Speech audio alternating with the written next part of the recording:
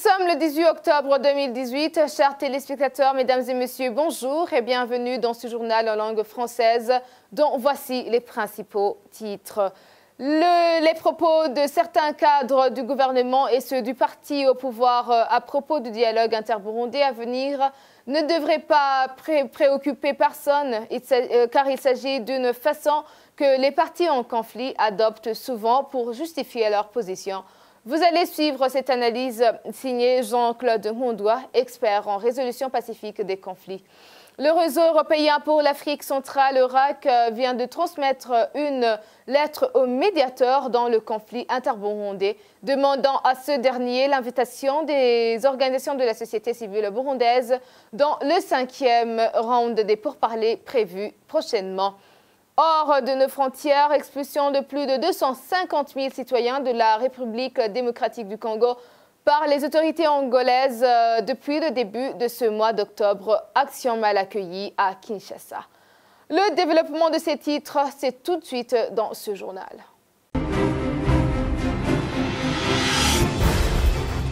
Ouvrons ce journal sur la page politique. Le 5e round des pourparlers interburundais n'est pas entièrement inclusif du fait qu'il va se dérouler en l'absence des membres de la société civile burundaise qui a sa contribution à donner une fois invité. C'est l'avis du réseau européen pour l'Afrique centrale, EURAC, en sigle, qui rappelle que les représentants des organisations de la société civile et les journalistes ont été victimes de répression violente, de harcèlement, d'intimidation et de détention illégale, raison pour laquelle ils devraient être sur place pour proposer la voie de sortie de la crise. Cela est contenu dans la lettre que cette organisation a transmise au médiateur du conflit interburundais, le président ougandais Yoweri Kaguta Museveni. Les détails du contenu de cette lettre avec Révérien Wadikamwe. Les organisations membres de l'EURAC se réjouissent d'abord de la convocation du 5e round des pourparlers interburundais. Ils restent nonobstant inquiets par rapport à l'exclusion de la société civile à la session du 24 au 29 octobre 2018 qui se déroulera en Tanzanie. Ces organisations disent qu'il est vrai que certains leaders de la société civile sont invités aux séances de consultation, mais cela ne suffit pas. Il faut qu'elles soient prises pour une partie prenante du conflit. Il est considéré par ces organisations comme un élément potentiel pour la crédibilité et la légitimité de ce processus de négociation. Il rappelle au médiateur Museveni que la société civile burundaise et les médias sont parmi les premières victimes des répressions qui ont suivi la destruction de les organisations. Certains ont été menacés et théorisés jusqu'à ce qu'ils s'exilent dans les pays voisins, voire dans d'autres continents. L'Irak estime que si un accord serait conclu au terme de ce processus, c'est la société civile qui aurait la tâche de vulgariser cet accord auprès de la population. Avec l'absence de la société civile, les participants politiciens risquent de se contenter uniquement des élections de 2020, laissant de côté les points essentiels, entre autres le respect des droits de l'homme, des libertés fondamentales qui doivent être au cœur du débat. Ces organisations concluent cette lettre à Museveni, médiateur, en soulignant qu'un accord inclusif est susceptible d'être durable. Il lui recommande d'intégrer tous les groupes de Burundais qui ont une influence aux groupes sociaux du Burundi. Ces organisations qui forment l'EURAC comprennent également celles du Burundi, des journalistes comme celles de la société civile, défenseurs des droits de l'homme.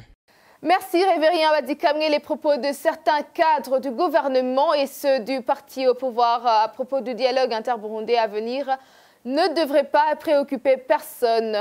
Jean-Claude Ngondoua, expert en résolution pacifique des conflits, explique qu'il s'agit d'une façon que les partis en conflit adoptent souvent pour justifier leur position sans pour autant toucher aux questions épineuses à base du conflit.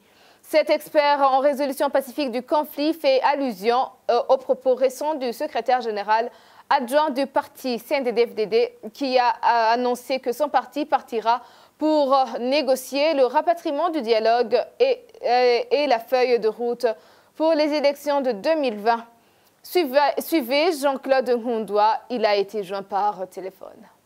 Les propos du premier vice-président nous informent et nous confirment même que les pourparlers sont en cours et en coulisses, bien que ça se passe à distance, car de tels comportements ne s'affichent que lors des pourparlers. Alors, à entendre ces propos et le ton qu'il utilise, on peut sentir une expression de manque de satisfaction et une anxiété quelconque. On peut même se rappeler que le même comportement a été affiché lors du début des pourparlers à Arusha, quand le facilitateur avait invité presque tous les protagonistes. Les participants aux côtés du gouvernement ont refusé de continuer la session avant l'exclusion de certains membres de la société civile.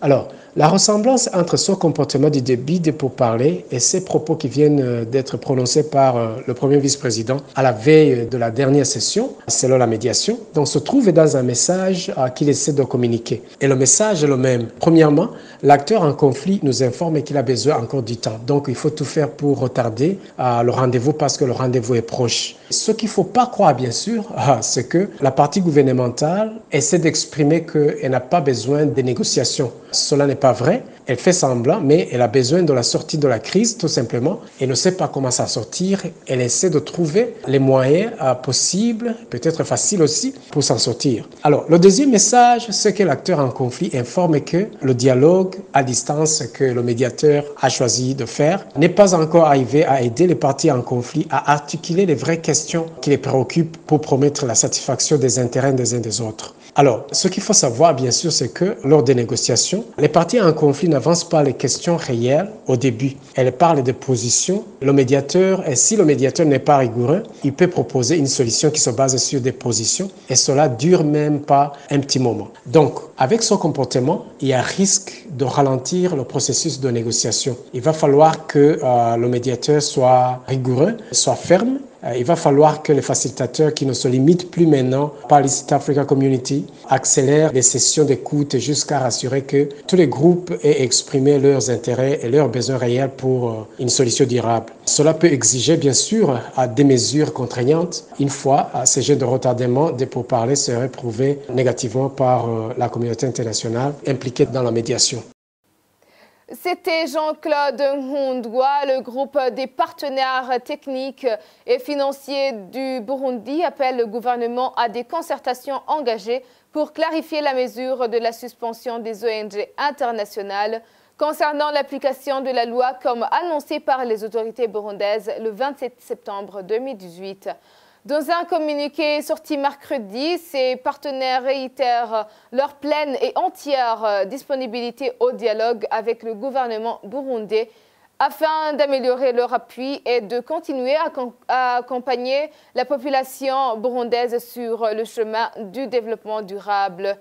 En parlant justement de la suspension de toutes les ONG internationales au Burundi, cette mesure prise par le Conseil national de sécurité soulève des questions, notamment d'un point de vue légal.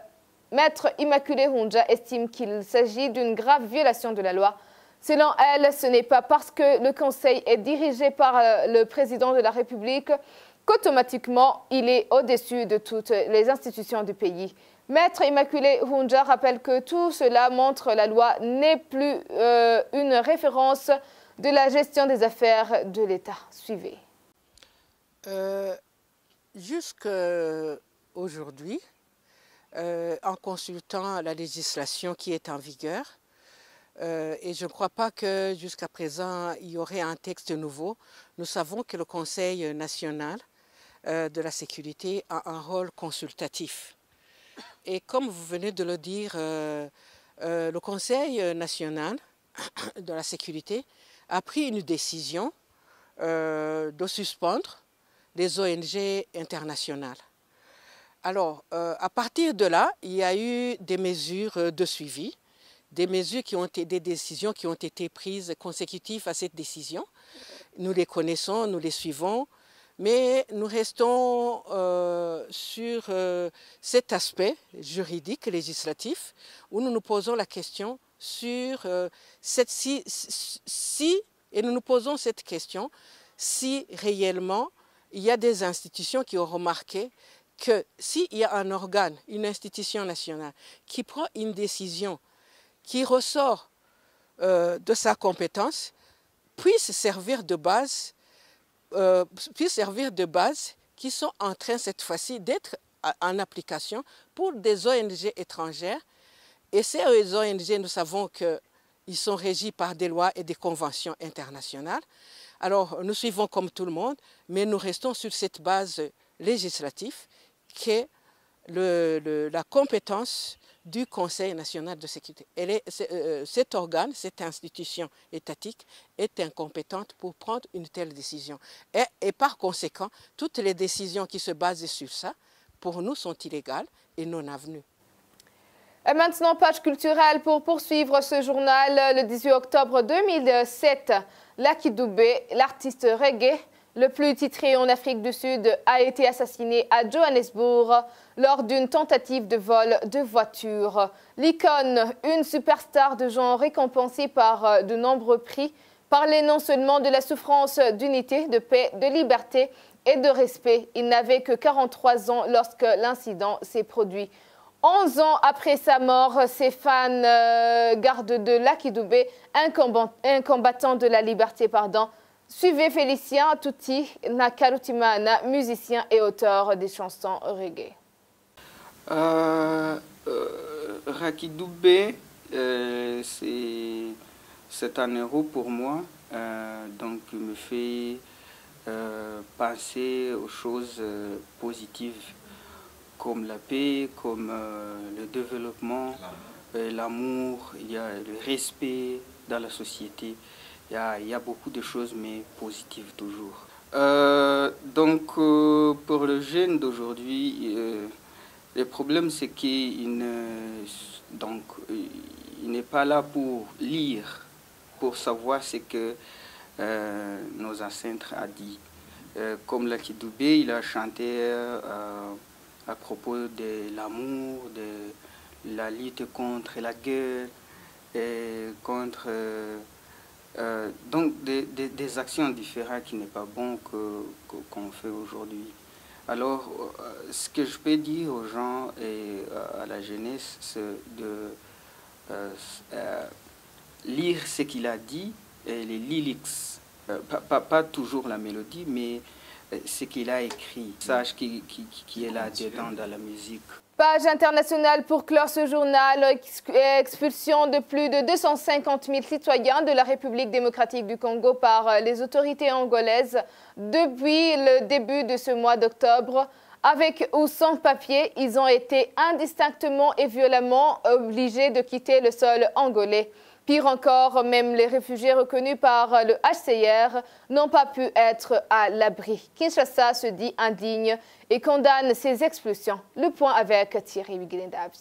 Plus de 250 000 ressortissants de la République démocratique du Congo ont été violemment expulsés par les autorités angolaises durant cette première moitié du mois d'octobre. Luanda n'a même pas épargné des réfugiés régulièrement enregistrés par le Haut Commissariat pour les réfugiés HCR. Ce dernier avait pu répertorier 35 000 réfugiés venus de la seule province de Kasai l'année dernière. Le porte-parole du HCR à Luanda assure que le gouvernement angolais est favorable au retour des réfugiés chassés par l'erreur car ils n'étaient pas dans leur visère. Là où le bas blesse, l'enregistrement des réfugiés par le HCR s'est officiellement arrêté en juillet 2017. Et donc, la plupart de ces réfugiés congolais étaient sans statut et donc sans recours s'ils sont déjà expulsés vers le Congo. Kinshasa est à bout de nerfs suite aux violences qui ont émaillé ces expulsions massives. Ce mercredi 17 octobre, le vice-premier ministre et chef de la diplomatie congolaise, Léonard